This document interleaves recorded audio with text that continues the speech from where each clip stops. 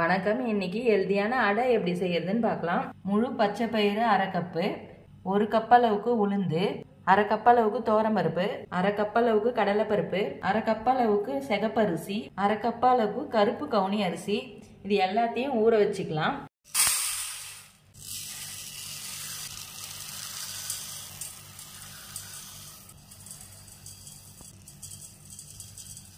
இது 2-3 வாட்டி நல்லா வாஷ் பண்ணிட்டு 6 மணி நேரம் ஊற வச்சுக்கலாம்.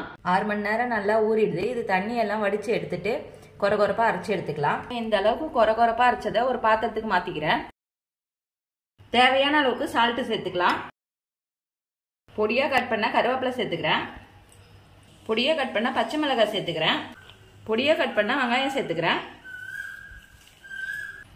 இதெல்லாம் நல்லா கலந்துட்டு அடை தட்டி போட்டுக்கலாம். கொஞ்சமா எண்ணெய் சேர்த்துக்கலாம். வாழை இலையில தட்டி போட்டுக்கலாம்.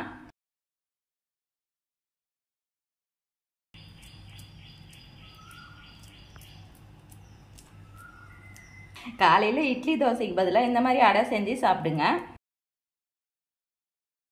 2 நிமிஷம் கழிச்சு இந்த இலையை எடுத்துடலாம். இப்ப 5 நிமிஷம் நல்லா சிம்லயே வேக வச்சுட்டேன். இதை திருப்பி போட்டுக்கலாம்.